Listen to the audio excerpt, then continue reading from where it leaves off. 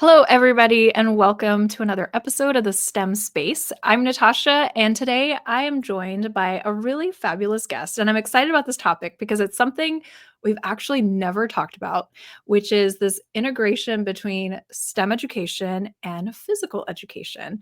So, joining me today is Naomi Hartl, who is working at School Specialty, and she's also has extensive classroom experience. Welcome, Naomi, to the STEM Space. Thank you so much for having me. I'm excited to be here and to share some new ideas and really start having this type of conversation because it's time. It's time we Yeah, bridge the and two together. right, and whenever it was, like, pitched to me, I was like, "Oh, interesting. I have never thought about this," and Hmm. so I How feel does like I'm that gonna work? learn so Yeah. much from you, and I know you have been wanting to, like, have this conversation and kind of, like, merge this space. So, let's just start with your background as a teacher, just to for the audience to kinda get to know you a little bit. What's a fun lesson or, teaching that you've done in the past that you wanna share? Yeah. So when I was trying to think about what to talk about on this podcast, I was thinking about a lesson. And I always focus on my brain has always gone to PE. That's kind of where I wanted to start off in my education experience. So I'm going to start off with PE, but talk about how I brought some STEM concepts into it without even realizing that I was. So I'm thinking about this lesson that I did, and we were focusing on biomechanical principles in PE.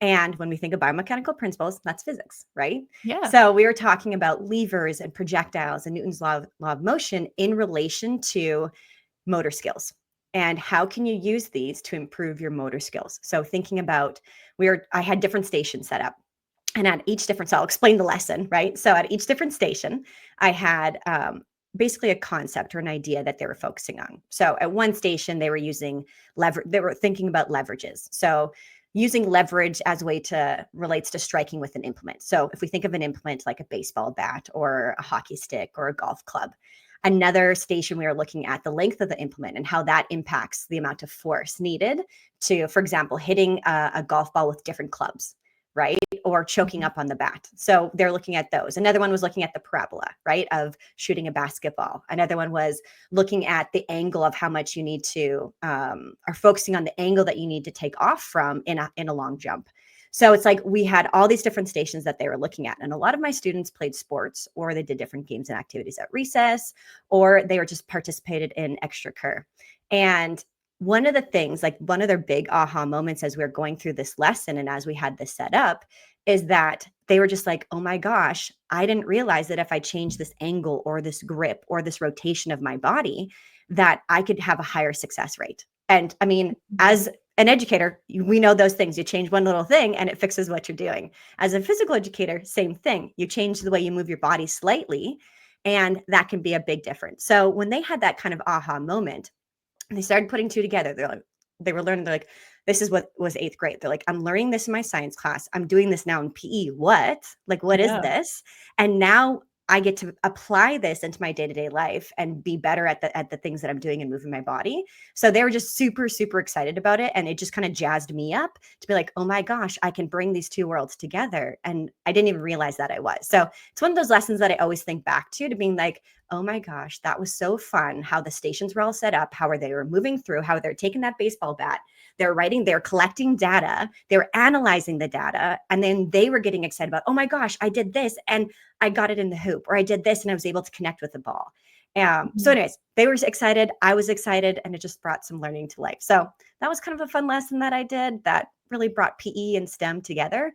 And that was about 10 plus years ago. And I didn't even realize what STEM was 10 plus years ago. So here we go. I love that because I was just thinking our very first lesson that we created at Vivify was called heart rate math. Yes. Yes. And it was about figuring out how to take your heart rate, right, Hmm. over 10 seconds and translating that to beats per minute and then doing different exercises and seeing how that changes. Yeah. And I'm like, wait a minute, I've been doing this. Like I have been linking physical education with math and the real world.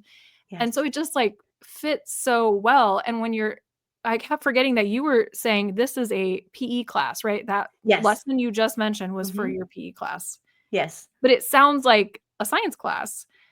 Because that's the same. It's one and the same. That's Yeah. okay. So what is your background? Have you primarily taught in physical education? What grades have you taught? Okay, so here's my background. Okay. So I'm originally from Saskatchewan, Canada. I taught up in Canada. And I went to school to be a physical education teacher, but really an educator. So, how it works in Saskatchewan is when you get your license to teach, you're licensed to teach every subject area. In the United States, you have more of your like certifications where you can really only teach one or two subject areas. So for me, when you go to teach, you get everything. So I majored in physical education and I minored in biology. So I do have a science Oh, background. okay. Yeah, so that's where the science comes in. Now, my first couple years of teaching, I taught, well, my first year of teaching, I taught at a very large school, and that was at high school. So I taught grades 9 through 12, and I taught physical education, like a wellness class. So combined a lot of your health and PE together. And then I taught a science 9 class to ninth graders. Okay. Second year of teaching and on, I moved to a smaller school. So the large school was about 2,000 students in an urban area. Then I moved to a small rural area, which I'm more familiar with. I grew up in a very tiny town, 300 people, graduated with 12 kids in my class, Oh my 10 gosh. girls, 2 boys, very tiny, K through 12, same kids all the time. So went back to kind of my roots in rural area. And I taught in a school of about 93, 96 kids. That was K through 12. So when I moved to that school, I taught basically grades 3 through 12 physical education. I taught some health to our middle schoolers. I taught home economics to middle school and high school. I taught, I think there was a fine arts class at one point. There was some science in there. There was, what else did I teach? Oh my gosh, a career education class. So I've basically taught grades 3 through 12. Oh, and high school mathematics. I taught 9th and 10th grade math. That's what the position was. It was physical education and mathematics. And I was just like, don't really have a background in math, but I'm going to try my hardest. So I got a lot of supports. But basically, yeah, taught grades 3 through 12, but all different levels. So for me, when I left teaching, I had been teaching 16 different courses in one semester. So I was prepping for 16 classes. So some of my What? classes, I had grades like 3, 4, 5 together. And you'd have to bring your whole curricular standards and figure out how am I going to combine these together, right, for that specific subject area. Or I'd have grades 9 and 10 together and have to figure out how to combine those two together. It was always in the same subject area, but again, and then every year those we would call them splits, even though technically they're combined. But our split classes, where you'd have multiple classes together, because you might only have 5 kids in a class. So now I've got 5 in 4th grade and 10 in 6th grade or whatever it is, and I have to bring them all together. So you're trying to figure out how is that progression going to work in the crossover. So my background, which is the question that you originally asked, I'm like, it's hard to explain because I always say in the short amount of time that I taught, I feel like I have 10 plus years of experience because of the amount of curriculum that I had to teach and what I had to focus on. And then on top of that, I was also coaching 4 different sports. So I coached basketball and volleyball and soccer and track and field and badminton. Okay, so more than 4 sports. And then I was also athletic director. And then you also add different clubs and things like that too. Because I always felt that if I wasn't giving the experiences to my students, who was going to do that? So I tried my hardest. Now, the downfall of that, for those new teachers out there, is that you tend to burn out. And that's what's happened to me. And that's why I left teaching. And we can get into that later too. But that's kind of the background that I have. So not a very good elevator pitch. I need to work on that. No, that was But it's a great. lot. And Yeah. one question I had when you said splits, is that bringing Mhm. together like math and science? So it's like trying to combine 2 different subjects into It one was class all in the period? same subject area. Yeah. Oh, Yeah. okay. So Yeah. I might have done. Now, I guess that's not true. Let me backtrack. In my health education classes, we always combine that with career education. So I would have to find Okay. those 2 curricular standards and combine those. And then I'd have like grades 7 and 8 health and career education. So I'd be combining 4 different grade levels with 2 different subject areas. And then I'd Mhm. had like, I think it was 7th and 8th grade, 8th and 9th grade, or it was something like that. I can't remember. But yeah, so yes and Yeah. no. And I think your background is gonna resonate so much with our audience because when I talk to, some of the different STEM elective teachers, you get thrown with everything. Yes. So I was talking with she's titled STEM teacher, but she's also supposed to do fine arts, she's supposed to Mhm, do journalism, she's mhm. supposed to do typing and technology, career Okay. education, also Yep. align it to the science standards, Mhm. and Yep. it's like, it's so much crammed into one person. Right. Um, so let me pause here and say, what advice do you have? Having been there and done all the things and trying to juggle everything, what Mhm. advice do you have for these teachers? Advocate for yourself, right? Um, I would probably still be teaching had I advocated for myself a little bit more. You're Mm, allowed to say no, right? Now, yes, sometimes that can be scary because, like, my position might depend on that, but you can say no in smaller areas. So definitely advocate for yourself because nobody's going to do it for you, yeah. right? Nobody's going to save you. You got to save yourself.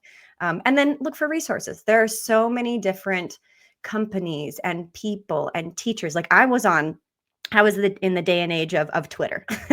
That's where I Mhm. found my community because I was in a small town. I was the only one teaching what I taught. So I didn't have another person that I could connect with in my building. And again, I'm in a rural district, so your schools are far out from each other. We're not in a big urban center where you're meeting every week to do a PLC. Mine, we were like, maybe we would meet once a quarter as a group, maybe. So I really didn't have anybody that I could connect with. So find your people and find your group. And again, social media was a place for me to do that. I know there's so many different social media platforms now, it's hard to keep up with. Um, I was on Twitter, which obviously we know is called X now, but I found a massive group of people globally. And actually, they're still friends with me today. I go to conferences and I see them all the time now. But that's what kind of kept me up to date and current and challenging myself and being like, how can I do better for my students? So to answer your question, one, advocate for yourself because nobody else is going to do it for you. And two, find that community wherever you can, whether it's local, because that's exciting and awesome if you can find a local team. If you feel like you're alone, like I was in my school, I didn't have that big group department that I could work with. I Mhm. went online to find those people. So there's multiple different avenues. And then there's companies. So sorry, I keep hitting my microphone. I'm a hand talker. I love Podcast, it. you Me can't see too. this. I'm a hand talker. I move. But then there's a lot of companies out there too that are providing resources like my company. We're here to support you, we're here to help you, and we want to work with you, and we want to have a conversation. We're not here to just sell you something. We're here to help you find a solution based off of the Yeah. needs and pain points that you have. So there's a lot of good people out there that just want to help you out. Yeah. And that's why we started this podcast in the first place was don't Yes. reinvent the wheel, right? No, And please don't. there's yeah, right. Like let other people have done that lesson and you can just Mhm. use their resources. So let's talk about your work now. What is your role Mhm. and are you balancing both the physical education and science and STEM? I want to hear all about it. I'm doing my best. Yeah. It's a day to day. The beauty is that I love the two worlds that I'm in. So in my role, so my title is an education strategist. So what Okay. does that mean, right? Everybody's like, I don't know what that is. Some people in the corporate world, we say subject matter expert as well, same type of thing. Education world, education specialist. Think of me as the person that has the street cred, meaning I was an educator. I know what educators are looking for. I know what decision makers are looking for because I've been in both of those roles. I've had those conversations and I try to stay up to date. And I have a lot of friends in the education space. I've been out for about 10 years, but I still have conversations. I'm still going to conferences, still connecting with people. So in my role, I like to try to say I'm the translator. So I like to make sure that we know what's happening in education, market research, we know the trends, we know the conversations, we know what our customers are struggling with. And then I work with the company now to try to figure out how can we find solutions for that. So there's multiple different areas that I support. I support our sales team, right? And understanding the language and the conversations to have with our customers, knowing what products to suggest, knowing what questions to ask. How can we really support those areas? I work with our marketing team and making sure that the products we're putting out are appropriate. In the physical education world, we don't say gym, right? Gym is a place. It's a building. Physical education, it's a classroom, just like every other space. The gymnasium is a classroom. So in my Mm. physical education classroom, this is what I do, right? So I'm a physical education teacher or whatnot. So we don't want to put gym on one of our, sell sheets or brochures or in the catalog. We actually Mm. want to use I proper wouldn't know language. that. Yeah, yeah. So new, we're educating people here, right? And there's no shame. When you know better, you do better. And then I work with our merchandising team, so our product buyers, making sure that we have the right assortment of products. The fun part is I get to test out products. So I've got robots in that closet back there that I get to Nice. test out. I get different types of balls that I get to test out. Like there's so many different products that I get to check out. I have a trampoline right here. You can kind of see the corner of it in my camera. There's a little trampoline. So I get to test out these products too to be like, are these educational? And then I Mm. work in professional development. So I get to go out there and present at conferences. I get to do workshops, and I get to have conversations with our customers, and then do podcasts and webinars, and try to share what we're doing and how we're doing it. So in my role, that's kind of the logistics of what I do. But in the essence of it, my core belief has always been to support teachers and students in ways that I didn't feel supported and that I didn't feel I could support my students because I didn't have the resources or tools or knowledge or understanding to do it. So I take my role in what I do very seriously, and how can I support you and what you're asking for, and listening. Yeah. And in this role, physical education and science are two separate categories. Yes. But if we had a new world, right? So if your dream like classroom, if we were able to merge physical education and STEM, what might that look like? Why would we even do that?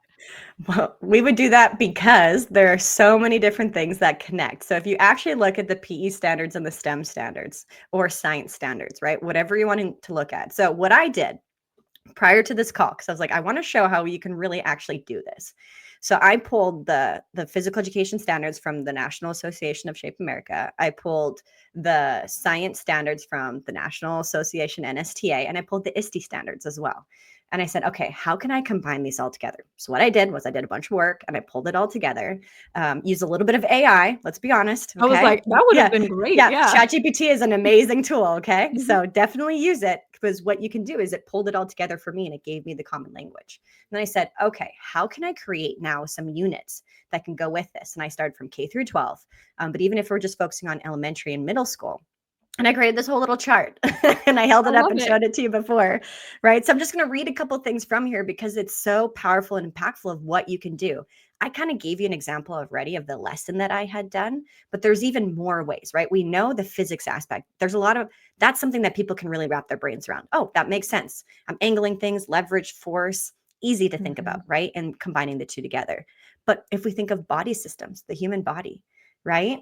And so, for example, for those of us that, want to move our bodies, maybe you go to the gym, you work out, you have a trainer, or you're just doing at-home workouts. We have to in order to be able to fuel our bodies to have the best performance possible for that workout, we need to understand our bodies a little bit, right? What food can I put into my body? How does that food fuel my body? Do I need carbohydrates? Do I need proteins? What do I need? Starches, all these types of things. What do I need in my body? So looking at body systems, right? And the Mhm. connection between movement and being able to analyze those two things and bringing those together.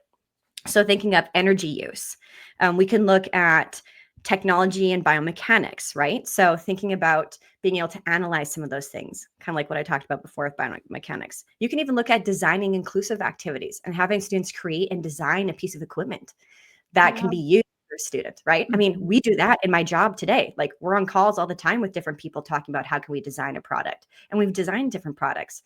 We have one product that you can basically allow students that might be in a wheelchair or have limited mobility to be able to strike an implement, or strike with an implement, strike an object. So you can put a little baseball bat or a hockey stick and you can angle it. So, and it gives students 5 times the strength. So all they have to do is touch it or push it, and they don't have to have a lot of power, and it does it. You can have students design products like this, right? And that's your engineering Right. design principle right there. So there's so many different things that you can bring in from your human body, energy systems, biomechanical principles, and then you even bring in your social skills. And you see, I'm getting really excited right now, right? I start talking faster. Mhm. You bring in the social skills. You think of Yep. those skills of problem solving, collaboration, teamwork. Those are all things that we're bringing into both subject areas. So being able to design a program that can, combine all those things together. It's all in your standards. They all connect and align. It's just to be like, all right, what topic am I going to teach and what is that going to look like? And the cool thing out there is that there are some products and businesses that have already started to combine some of those topics together, where they're taking sports and they're helping you teach those things, or you're looking at heart rate and collecting heart rate data, right? And you're learning about collecting heart rate yourself, and then you figure out, okay, how can I use Arduino or Raspberry Pi to now kind of mash into that? And then we take it to the whole nother level where we think of gardening, right? So how Ooh, many people, okay, I'll ask you a question. What okay. percentage do you think of people leave high school and go and play a sport like professionally? Oh, it's not high. Uh, I don't know, 1%? So less than 0.05% of people go on to play sports, right? So why are we Wow. always taking sports in high school? This is the question I have for my physical education teachers. Why are we always focusing on just sport? Okay. Now, what percentage of people will actually have houseplants or garden in their life? I mean, 80%. Yeah, it's about 65+%. Yeah. Oh, it should Yeah. be 80 though. Yeah, I agree. And you know what? That's probably just like self-recorded. So it's probably 80%. There's probably some people Totally. like, I don't have a plant. What are you talking about? Maybe they're just like, if I do it well. Maybe 65% say I do it well. I have a couple dead plants too. They're in the Just corner. saying right here. Yeah. Yeah. So if we take that, why are we not teaching gardening? And how many people, okay, if you've actually, been outside gardening, or you have, your plants in your house, you're just moving around watering, if you're weeding, things like that. How many of you get out of breath, or the next day you're so sore from like bending over gardening, right? I can probably say 100% of us, right? Or at Mhm. least a good 90%. That's movement right there. That's physical activity right there. So then we take that next level. So that can be part of an physical education program. Gardening can also be part of your science or your STEM program. Now let's bring it in and add a little bit more of that technology piece. Let's teach our students, or have our students figure out the watering system, the humidity levels, your soil pH, Arduinos, Raspberry Pis, all these microcontrollers and microcomputers. You can program them to do that. So now you can have a completely automated system that your students are creating to create this. And then let's take it another step further. Your cafeteria, your food services, your culinary programs, right? Now they can have that food and use it in their cafeteria systems. So it's like you can take this into one program, but take it further into your school systems as well. That takes Mhm. it to that next level where there's some agency for your students to see the impact that they're having. So not only are they learning to move in different ways, because the majority of them will go outside of school and probably garden or have a flower bed or have plants in their house, right? Now we're teaching them about the watering system and the cycle, and we're giving them tools that, oh, I don't have to go buy this fancy gadget. I can just make it myself, right? And then there's agency to see where they're going with that, and that they're providing food for a whole school system. So anyways, I get very excited I love about this. that. So I don't Yeah. have like a solid plan of step A, B, and C, but there's things that you can do. There's programs out there that people have created. But even if you just pull together and use a little bit of AI, it'll give you some ideas too. And I think that's one of the nice things about STEM education and STEM classrooms is there's Mhm. often this flexibility Yes. where the teacher can really say, "I'm so passionate about this," maybe body Yes. systems or gardening or Mhm. space, whatever it Yes. is, and then they can have that autonomy and bring in the standards because Yes. bring in a topic of Mhm. physical education, and it was so easy for you to, like, find you added a little bit of robotics, and you added, like, physics and biology and Yeah. chemistry, and it just all comes together, and that is what I'm hopeful for in STEM education, that it can be a place of curiosity and this Yes. problem-based learning where kids just get to grow and explore and do things that they connect to. Yes. They love sports. They're Mhm. obsessed with Mhm. being better at football and soccer, so might Yeah. as well connect that to what they're Mhm. learning. Yes. Uh, so I wanna ask you one final question here because I feel Mhm. like I could talk to you for so much longer. I know. So this We'll is talk great. I love offline. it. Yeah. I love it so much. Um, I guess what are you right now, education is kind of in this very Mhm. chaotic space here in the United States, right? Yeah. What are you hoping for next? Like, what could make a big impact in education, to better serve our kids? And I know that's a big question, so I think for me, maybe I'll even simplify it for myself in the way of focusing on the whole child. I think that's the thing that kind of excites me the most and where I think we need to go. A lot of times we teach in silos. Physical education, Mhm. mathematics, science. But as I told you, they all combine. And in our lives today, it's all interconnected, it's interchangeable. And yes, sometimes we need to teach things in a silo, but I would love to see more of that collaboration being between content areas and subject areas to be able to move forward to really highlight and showcase the whole child. Unfortunately, a lot of times what we call our specialty areas, or your special classes, your physical education, your art, your music classes, those are the ones that are going to get cut first. But when you think about it, right, those ones also help teach your social skills and add to um, the other areas. Like I said, human body systems, biomechanics, that can all be taught in PE too. So, and a lot of that is giving students another opportunity to be creative. So I would love to see a big focus. And I think that's where we need to go, is that whole child and having some of that interconnectedness. And it really allows for our students to not only I hate the language of preparing students for the jobs of tomorrow, because yes, but we're also preparing them just for life in general. Mhm. Right. And yes, Yep. we want to prepare them for jobs and the workforce, but it's also about them living their lives and understanding how those things are interconnected so that, they're prepared for that lifestyle. And yes, it's true. We have no idea what technology is going to look like in 30 years. Yeah. Right. And they're going to have to deal with that. So can we teach them those skills that they need to be able to move forward? So looking at that whole child emotionally, physically, socially, right? And bringing that into those programs and having a STEM program that, and PE together is a great way to do that. I mean, heck, you can even bring music into it. Creating, if you've heard of the fun theory, where they No. do this one thing where, I can't remember which group did it, but they created in a subway, they created there's these stairs. And what they did was they put, basically they programmed it to have music notes as you climb, like a piano. So, Cool. and they're Mhm. trying to decide if people would take the stairs more than the elevator, if there is a fun component to it. So the fun theory. And they found that over the day, more people took the stairs because it was more fun, because it made noise and the sounds and they could play music. Right. So, how can we get our students thinking that way too? How can we get our teachers thinking that way? And I honestly, truly believe if we focus on the whole child, we focus on supporting programs that can, you know, bridge those gaps, that is what's going to change everything. And I think that's what excites me the most about the future. And I think the direction that we need to go Yeah. Oh my gosh, I agree with everything you said. That was so well, perfect. I in. love it. Well, thank you for all the work you're doing, and I can tell that you're such an advocate for teachers, and I think a lot of teachers are really struggling right now, and hearing Mhm. someone who's, like, been there and kind of can give advice, and then now you're in this company that's really trying to give back and Mhm. support them with resources and professional development, and it's this big ecosystem, and we all Yes. have to stick together Yes. to We're all get here to to this work point. together. Yes. Yeah, Yeah. exactly, and I think we can get there, like, this image that you're, building of, like, the whole child and making school a place where kids want to be and they can grow and they can learn and be better Mhm. people that enjoy the world. Yeah. Yes, we can do it, and Yeah. so, again, thank you so much, for joining me today on the STEM Thank you space. so much for having me. This is an amazing conversation. I just appreciate the opportunity to share, and yeah, it's been extremely fun. Thank you so much. Awesome, thank you, bye-bye. Bye.